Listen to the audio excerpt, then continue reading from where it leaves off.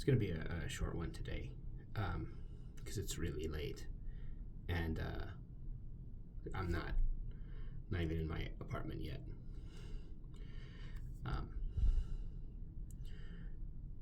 Today was my first day back at work.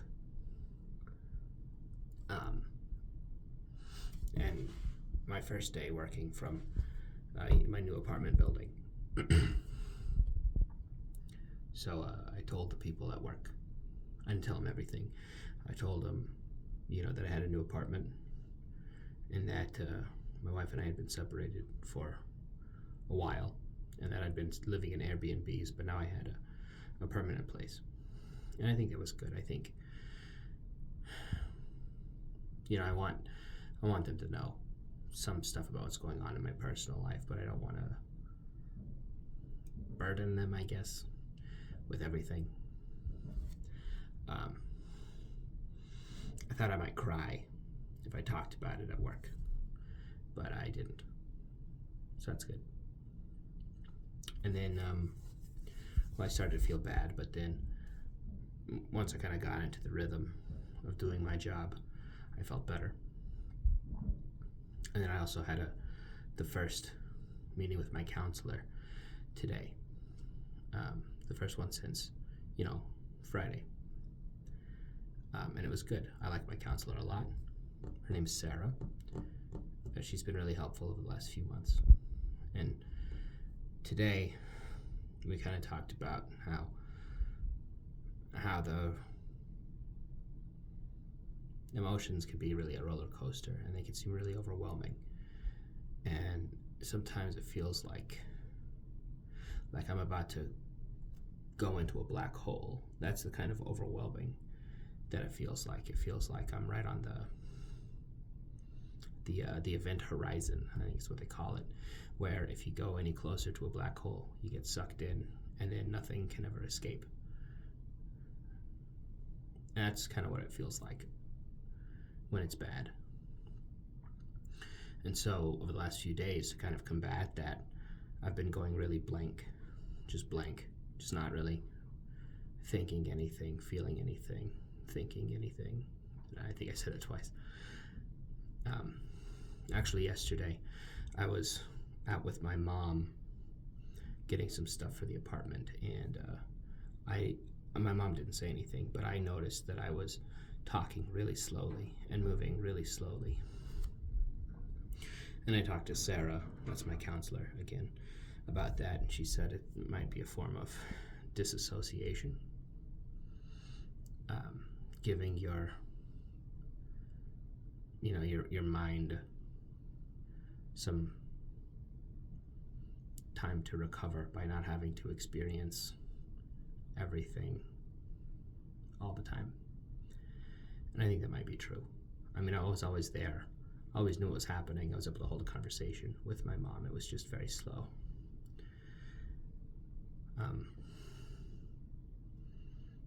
And so with Sarah, we kind of talked about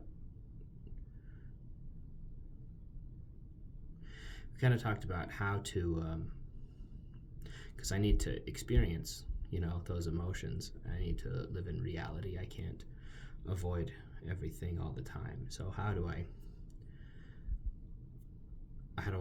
access those or experience those without getting overwhelmed? That's kind of what we talked about.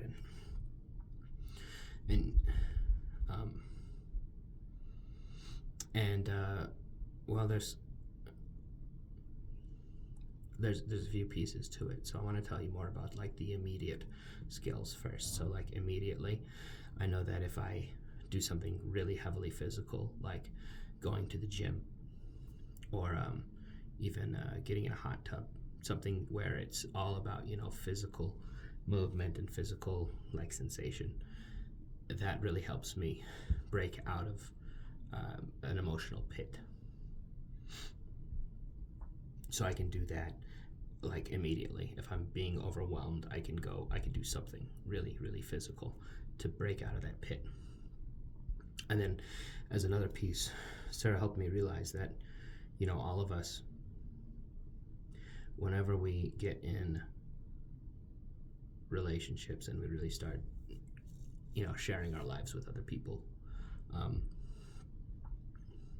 there are parts of ourselves that we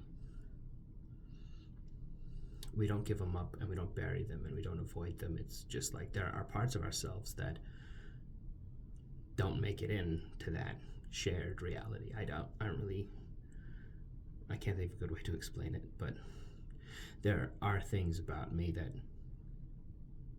the things that I want for my life that I could not really experience with Gabby. Even she wouldn't have held me back. It was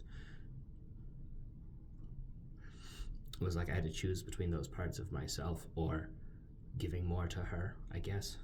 And I always choose to give more. Always have. So it was things like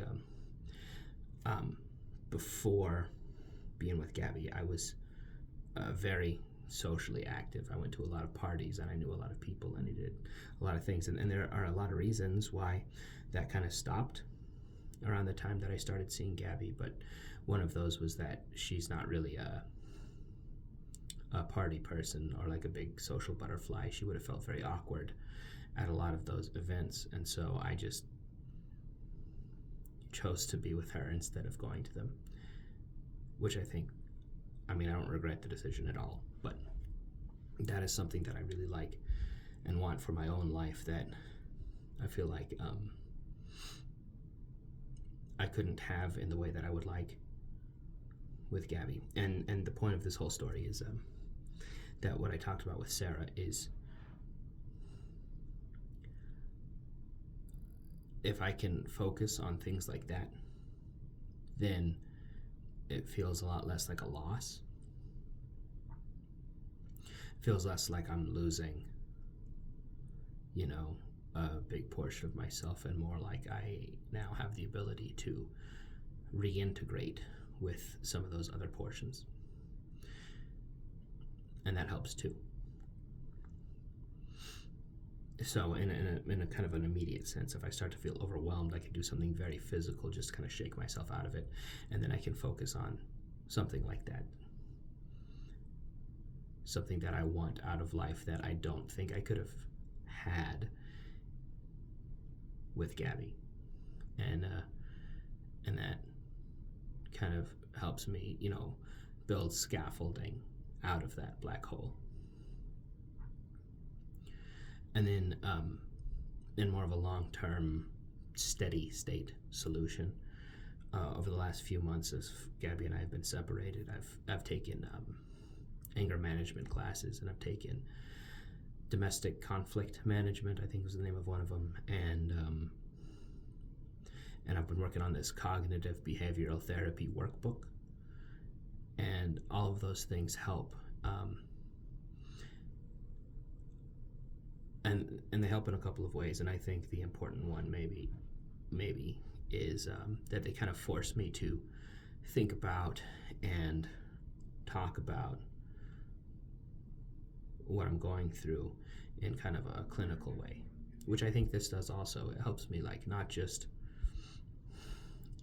think about it in a catastrophic way, but think about it as think about thinking about it, kind of metacognition, or how do I feel about my feelings, and sort of meta emotion. And I think having that kind of attached but still detached structure helps experience it and acknowledge it without being overwhelmed by it. So those are kind of the things I talked about with Sarah today, and there are some of the things that I am gonna implement going forward.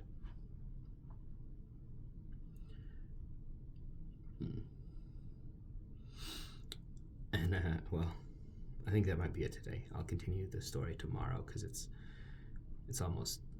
like between 11 and midnight, I think, and I still have some stuff I got to do today. Oh no, wait! I want to tell you about after work. So I worked, and then I saw my counselor, and then after work, I'm in a company band. The company that I work for has a band, and we play at like company parties and stuff. And I'm in that band, so I went to the band practice, which is on Monday nights, and I just kind of got to hang out with other people, and just do music stuff, which I love. And it's cool to really be a part of something. And a band is a great way to be a part of something because you're all doing a different thing, but it's so obviously also the same thing. It's a really great way to really feel attached to people, connected with people, part of a group. So I went to band practice tonight, and I really liked it, and I was able to put my phone, on the other side of the room and not look at it and not check my email and not just sit around wishing it would go off. And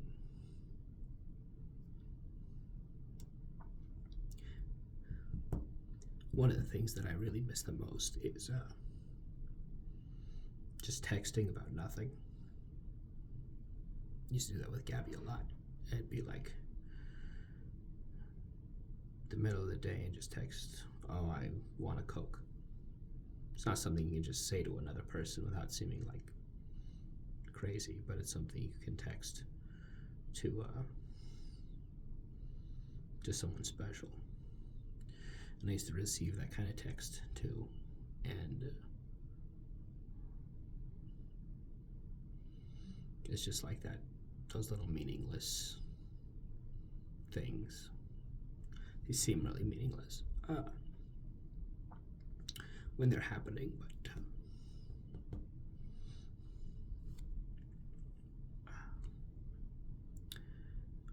but it's really one of the things I miss most. Okay.